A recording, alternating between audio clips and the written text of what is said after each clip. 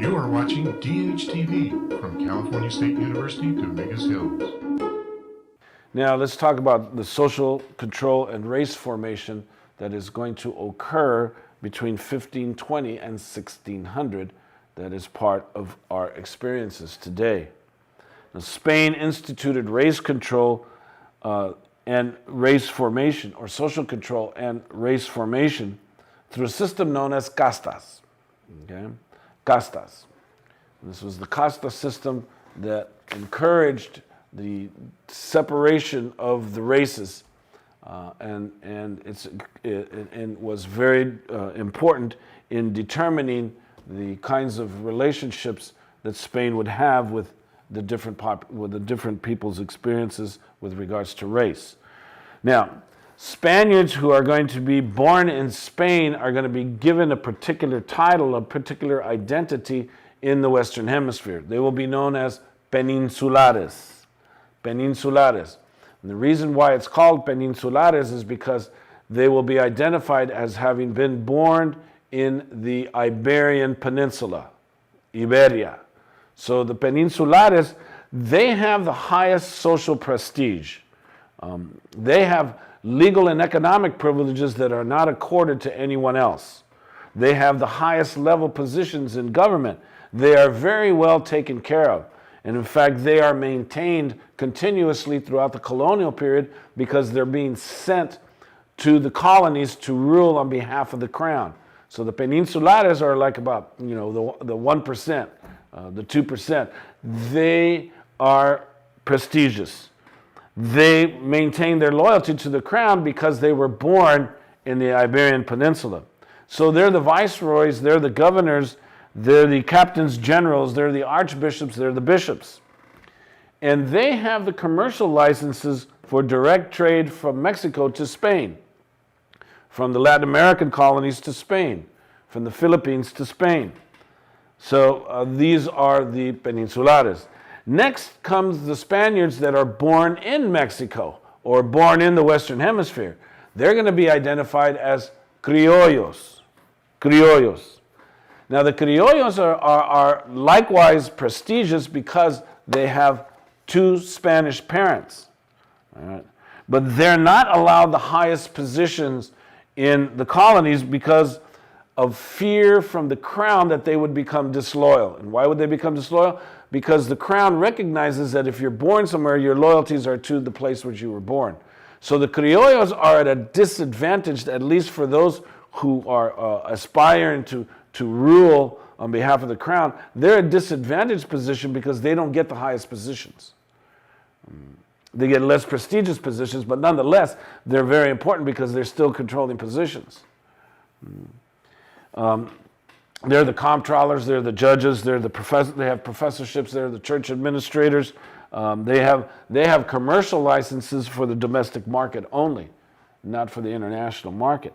So those Spaniards that are born in Mexico or born in the Western Hemisphere, they are known as criollos.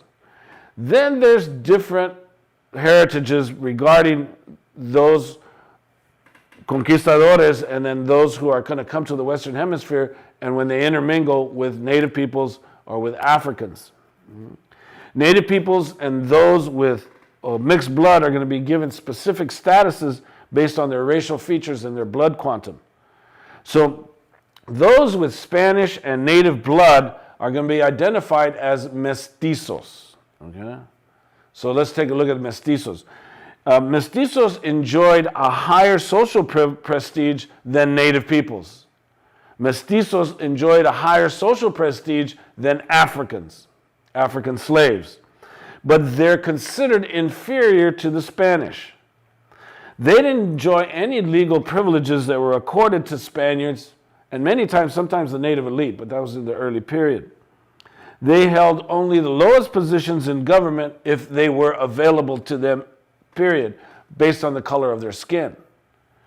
They couldn't become priests except in the frontier, whether they be moving to the north, up here in what would eventually become the United States, or to the south towards Nicaragua. They could only enter the labor markets. They were primarily the workers for mines, the obrajes. They were workers for the farms. They were campesinos. They were urban artisans or day laborers. They were trabajadores. And most often the mestizos were children of Spanish soldiers who eventually by 1580 are going to be encouraged by the church to marry their concubines, because before then nobody cared about, well, if a native woman was impregnated by a Spanish male or an African woman was impregnated by a Spanish male, nobody cared about the child. And so usually if the native woman or the African woman couldn't take care of the child, then they left the children at orphanages, which was run by the church. So it behooved the church finally by 1580, 1590 to say, hey, you know what? We can't take care of all these illegitimate children. All right? We can't take care of all these orphans. So yes, maybe African women, maybe native women are human. Go ahead and marry them. All right? So most often, again, the children in the 16th century were the children of Spanish soldiers. So as a mestizo, it's very important. As a mestizo, if you wanted to experience social mobility, then what you wanted to do was lighten your skin, become lighter than what you were. And so what was very important for a mestizo is to prove that, try to prove that they had two Spanish grandparents, or their grandparents were all Spanish, or perhaps they didn't want as much native blood or African blood to appear in their system. So you needed a priest. You needed to make sure that you could have your documents forged so that your papers would reveal that you had Spanish ancestry. You wanted to hide your native ancestry. You wanted to hide your African ancestry. You wanted to appear as white as possible, the lightest shade as possible. So you can see now with regards to the Mexican experience, it's always about papers, man. It's always about documents. Where you show us your documents. What are your documents all about? It's been haunting that experience for the longest time. Now, those with Spanish and African blood are going to be identified as mulattoes. So let's take a look at mulattoes. Now, depending on the darkness of your skin, regardless if you're black, you're going to be treated inferior to all.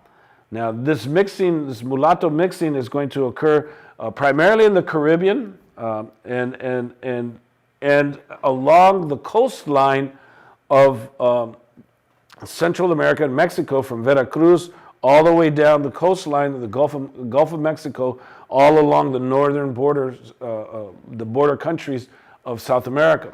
So you go down from Veracruz to Belize, to the coast, the Pacific coastline of all of the Central American countries, down to Panama and over to Colombia and then over to Venezuela. You're going to get this mixture of Spanish and African and native. So this is important. It's usually the result of the master having relationships with slave women. Now, one of the things about the mulattoes is they're going to be treated as part of the slave population unless they could produce documents that showed that they had Spanish blood. And then if they had Spanish blood, then they would be considered free. But one of the things about still being stigmatized as black, period, was that you only found work in the most menial positions. That's the blackness. And if you moved to the frontier, you were prohibited from being members of town councils or generals or presidios or garrisons. These were privileges that were reserved for Spaniards. Okay, so then there are the native peoples that are treated as indios. All right? There's the indios. Now, depending on your previous heritage, some native peoples were economically more privileged than mestizos because some are going to hold title to land protected by the crown. Now, native peoples did not enjoy any social prestige. They filled subservient economic roles in the market.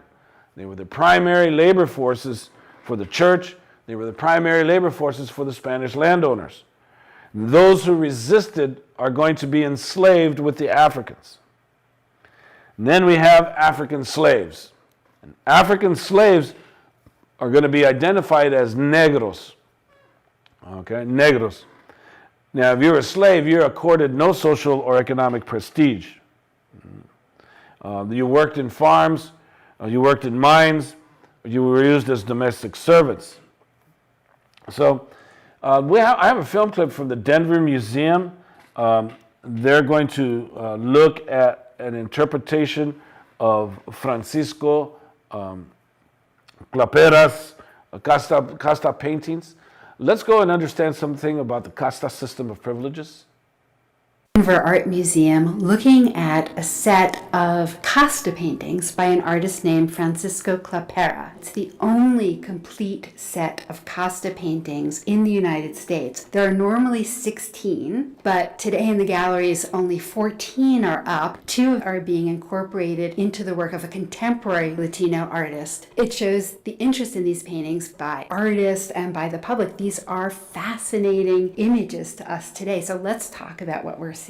What we're looking at is a series of images that describe what was seen as racial mixing in New Spain. They were produced in Mexico, which was a colony or viceroyalty of Spain, ruled by a viceroy who was a stand-in for the Spanish king. So we have to remember that in New Spain, there were Spanish people who were born in the Americas, there were Spanish people who emigrated to the Americas, and there were indigenous people, but there were also Africans who were brought to New Spain as slaves. And there was a hierarchy. People who were Spanish born or Creole were at the top of that hierarchy. They had many more economic and educational opportunities than at the bottom of that hierarchy. They intermarried, they had children, and there was a racial mixing that caused anxiety. In the Spanish colonies in America, there was more of an ability for the lesser nobility, for even people of the lower classes to change their position, to redefine themselves as higher class. And in part, this probably caused anxiety for the Spaniards and the Creoles. And it seems like the casta paintings are in part a way to codify these racial groups. Typically, for casta paintings, we see a label at the bottom that explains what we're seeing. In this first painting, the inscription tells us de español y India nace mestiza, which means from a Spanish father and an Indian woman comes a mestiza child. And we can tell he's Spanish by his European clothing, that 3-part hat. In fact, he looks like an official of some sort. So we're looking at a member of the Spanish elite. And similarly, we can tell from the woman that she's indigenous by her clothing. In this painting, you can see that there's various fruits that were native to the Americas. For instance, there's pineapple, and it looks like perhaps papaya. And then in the second painting, we have a Spanish man and a castiza woman, and their child then is Spanish. As we move through the series, people are depicted in occupations, they're working, there's less leisure activities, although things vary from set to set. So laborers are associated with people lower down in that hierarchy, people of more mixed race, so to speak. Race was a fluid category. It wasn't necessarily as strict as these casta paintings depict it to be. From what we know, many, if not most, casta paintings were produced for export for Spain, for Spanish, as well as broader European viewers. And there's evidence that the first set of casta paintings produced in 1711 might have been commissioned for the Viceroy of New Spain. And most likely he would have brought that set of casta paintings back to Spain with him when he returned. So we have to ask, what was their motivation in commissioning these? On the one hand, a lot of the casta paintings showing these products of the Americas and these commodities, they're depicting New Spain as this land of boundless natural wonders. And so in that sense, they do seem to be showing a sense of pride that the residents of New Spain, including the Creoles, may have had for their home. On the other hand, Spanish viewers also might be seeing more exotic depiction of New Spain. So we see, for example, a woman who's making tortillas. We see someone making tamales. We see mole and meat being prepared. So this interest in the exotic food of New Spain. And we also see New Spain as this crossroads between Asia and Spain, in particular painting number 14, where we see this blue and white porcelain that was potentially potentially made in Asia and then traveled on the Manila galleons through New Spain. So the bounty of New Spain, through the fruits and vegetables, the productivity of the people of New Spain, in the things that they labor to produce. We have a sense of harmony, and for the most part, in family relationships. We know that Clapera was born in Spain, and he was a member of the Art Academy in Madrid, and then was involved in the Art Academy in Mexico City. And more recent research is indicating that the genre of casta painting might have been developed by painters in Mexico City who are involved with a bid to elevate the status of painting as well as their own professional status. And we should say, too, that these paintings are being discussed by art historians. We're still working on researching them and interpreting them, and so it's interesting to think about what we might learn about them in the future.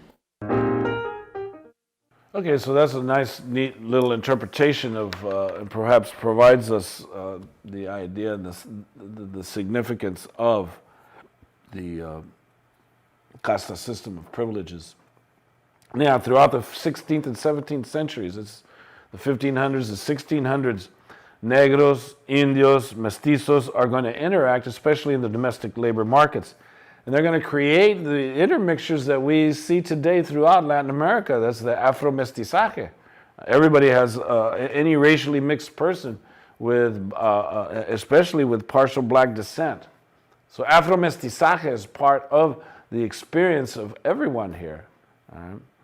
Again, if you have if you show any features of African descent, then you're going to be stigmatized and considered lower than an Indio. You're going to be considered lower than a mestizo. And of course, the lowest is Indio, and lowest is Negro, because the Indios and the Negros. So then there's the Afro-mestizo. What do you do with Afro-mestizo? And of course, if you had any inkling of being part full native or full black, you're going to be subjected to the most racist laws, and you're going to impose fines if you're interacting with the elite classes or wearing clothing or jewelry that's associated with higher standards of living. You just couldn't do that. You had to pay special taxes. Most importantly, you had to pay fees if you traveled outside of your communities. You were legally prohibited from walking the roads at night. And you could not carry weapons, and you became indentured if you could not pay bills or you became paupers.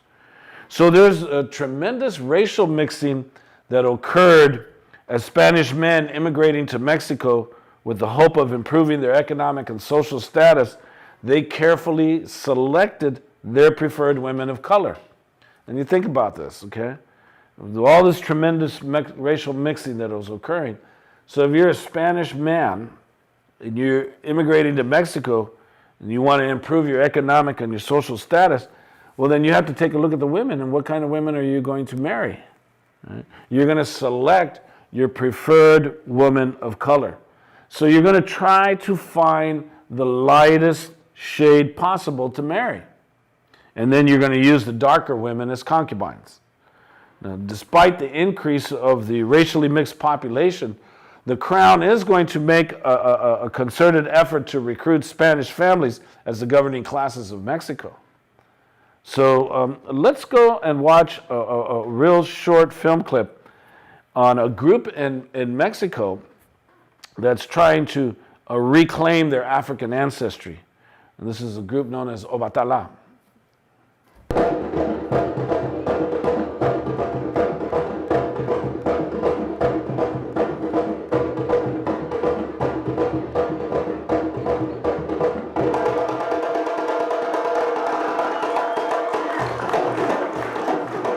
Todas las danzas son del noroeste de África.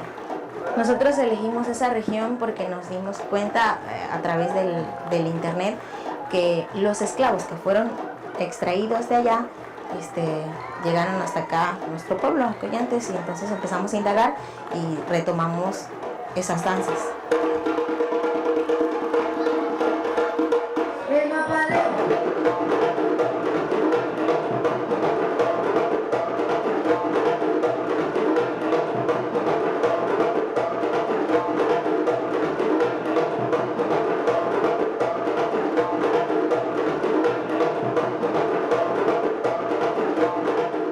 seguimos bailando porque intentamos dar a conocer nuestra cultura y a través del baile nosotros pretendemos invitar, atraer a los jóvenes para que se unan a nosotros y así consolidar nuestra cultura, consolidar nuestra propia identidad como pueblo negro.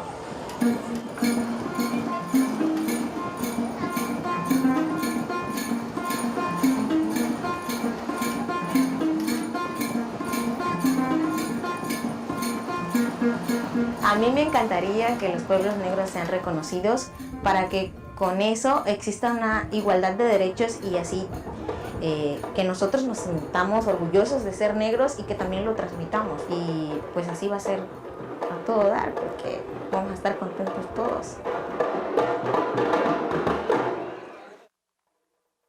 All right, so let's appreciate something about the tremendous racial mixing that occurred. This is the Mexican and Latino racial heritage. Again, perhaps all of you and your families understand the significance of race in the role that it's played and how it's influenced the prejudices. Okay, so again, this is the legacy. See, that's the legacy of this racism. Let's understand it's still with us. And it affects everyone because we have all adopted the resulting prejudices. So that ends the segment on the casta system of privileges.